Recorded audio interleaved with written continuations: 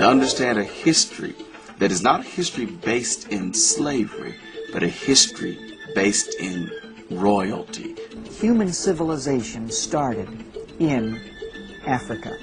Some of the first architectural systems, some of the first engineering systems, some of the first governmental systems. After visiting Egypt, white scholar Count Constantine Duvalny wrote, "Just think, the race of black men today, our slave and object of our scorn, is the very race to which we owe our arts, sciences, and even the use of speech." In order to justify the economic drive of the slave trade, there had to be the denigration of black people. And so people began to see these sculptures of people with clear Afroid features. It was just incontrovertible. The facts, the reality that black people had designed this civilization. Ignore.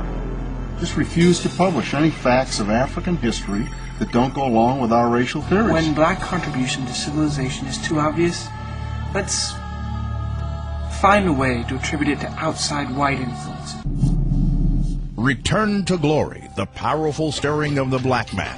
Based upon the book endorsed by such esteemed men like Bill Cosby, Julius Erving, Tony Evans, Tony Campolo, Ben Carson, Ivan Van Sertima, Bishop Eddie Long, and many others, narrated by Adrian Branch. Everybody always wants to know, what did my ancestors do? What did my ancestors contribute? Because in a way that's saying, I am an important person by heritage. But when that heritage isn't known, then obviously a huge portion of your self-image goes down the drain.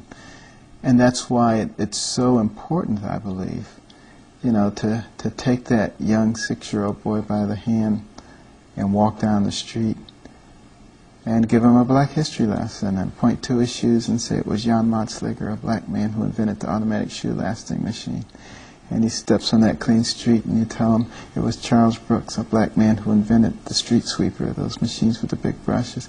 And down that street comes one of those big refrigerated tractor trailer trucks and you tell him it was Frederick Jones, a black man who invented the refrigeration system for trucks later adopted for airplanes, boats, and trains. And it comes to a stop at the red light and you tell him it was Garrett Morgan, a black man who invented the traffic signal. And you can tell how he also invented the gas mask that saved lots of lives during the war.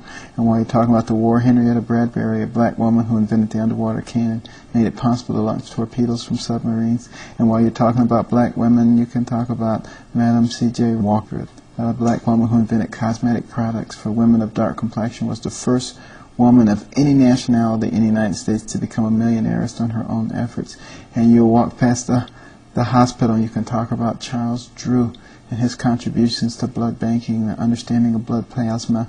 Daniel Hale Williams, the first successful open heart surgery in the world, at an operative mortality rate of only 1.5%. You can talk about Lewis Latimer, who was the right-hand man of Thomas Edison, a black man, who came up with the filament that made the light bulb work for more than 2 or 3 days, who invented the electric lamp, who did pioneering work in incandescent and fluorescent lighting, who diagrammed the telephone for Alexander Graham Bell. Tremendous inventor in his own right. Almost no one knows of him. You can walk across the railroad tracks and talk about Andrew Beard, the automatic railroad car coupler, which spurred on the Industrial Revolution, or Elijah McCoy, automatic lubrication system for locomotive engines. And he had so many great inventions, people would say, is that a McCoy? Is that the real McCoy? Which is where the term comes from. One of the greatest inventors in the history of man. And people don't know that he was a black man.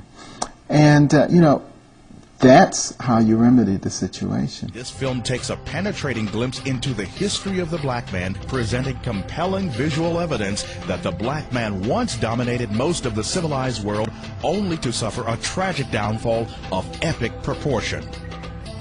Let the journey begin.